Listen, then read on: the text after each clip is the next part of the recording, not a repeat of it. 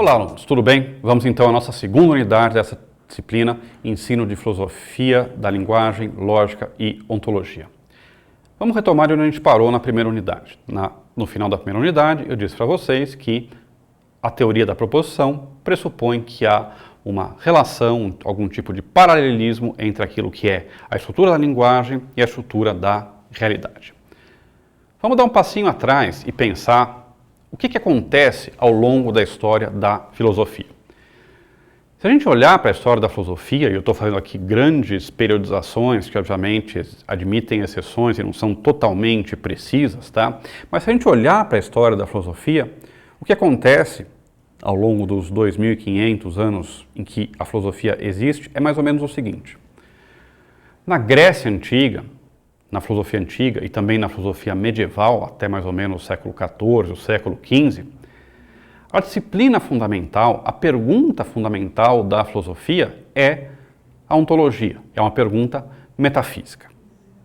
Isso significa, então, que os filósofos buscavam, nesse momento, descrever o que é o mundo. E eles partiam do pressuposto de que se eu olhar para o mundo se revela, se entrega a mim de modo não mediado. Se eu tenho uma árvore diante de mim, eu simplesmente, como filósofo, vou descrever e dizer o que essa árvore é, revelar a essência dessa substância particular que é uma árvore. Com a filosofia moderna, a partir de Descartes, por exemplo, a partir de Locke, a gente tem uma inversão nessa relação. Por quê? Porque, para os modernos, antes da ontologia, antes da pergunta metafísica, eu tenho a teoria do conhecimento, eu tenho a pergunta epistemológica. Para os modernos, antes de poder dizer o que é esta árvore, eu tenho que me perguntar como é que eu sou capaz de conhecer esta árvore. Por quê? Porque quando eu penso sobre a árvore, quando eu falo sobre a árvore, não é obviamente a árvore que está na minha cabeça, né? Senão eu estaria morto aqui, atravessado por uma árvore, né? Aquilo que está na minha cabeça é o termo que eles usam, uma ideia ou uma representação da árvore. Eu vejo a árvore lá no mundo e depois eu reproduzo, eu copio essa árvore e transformo ela numa ideia aqui na minha cabeça. E a questão passa a ser, então, como é possível que essa ideia ou representação na minha mente corresponda a uma coisa que está fora da minha mente e que é diferente dela. A árvore é uma entidade material que eu posso tocar, cortar, cheirar e assim por diante. Ideias não, representações não. Representações são internas, públicas, privadas, né? Eu posso apontar a árvore, mas eu não posso apontar a minha ideia.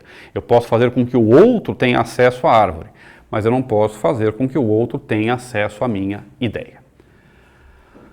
Toda a filosofia moderna se desenvolve, então, a partir do pressuposto, a partir do ponto de partida, de que eu tenho que primeiro estabelecer como é que se dá, explicar como é que se dá essa relação de conhecimento entre aquilo que está na minha cabeça e aquilo que está fora da minha cabeça, que é o mundo ou a realidade. A novidade da filosofia contemporânea, a novidade em particular que aparece dentro da filosofia da linguagem, dentro daquilo que a gente chama de filosofia analítica em particular, é que não é nem como queriam os antigos, metafísica ou ontologia, e não é nem como queriam os modernos, epistemologia ou teoria do conhecimento, a disciplina filosófica básica, a pergunta filosófica básica.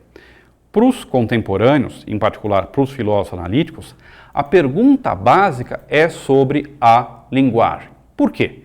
Porque, seja para descrever as minhas ideias, seja para descrever o mundo que as minhas ideias buscam representar, eu preciso necessariamente da intermediação da linguagem.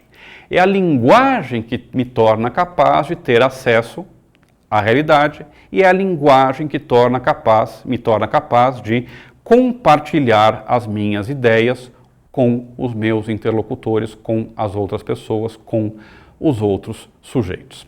E a pergunta fundamental, o exame fundamental que a filosofia tem que fazer, então, é o exame da linguagem. o que é a linguagem e como a linguagem é capaz de representar o mundo. Dito isto, vamos então retomar aquela ideia com a qual nós terminamos a primeira unidade e começamos essa unidade aqui. Qual é o tipo de relação, qual é o tipo de paralelismo possível entre a linguagem e o mundo? Bom, segundo Aristóteles, essa relação, esse paralelismo, se estabelece pelo fato de que o mundo é feito de substâncias que têm propriedades e a linguagem reflete isso na estrutura sujeito e predicado. Agora, obviamente tem muitos problemas com essa teoria. Que problemas existem com essa teoria? Vários. Eu não vou entrar em detalhes aqui. Um deles é o fato óbvio de que nem todas as afirmações que a gente faz na linguagem têm, obviamente, essa estrutura. Quando eu digo, por exemplo, que o homem corre, né, ou ele está dormindo, não fica claro que isso corresponde a uma associação entre sujeito e predicado. Outro problema que surge tem a ver com afirmações que dizem respeito a entidades não existentes, a objetos não existentes.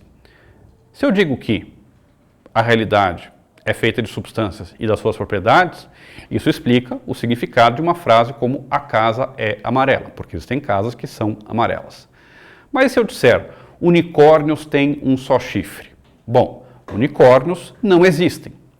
O que então, na realidade, corresponde a essa substância que é unicórnio?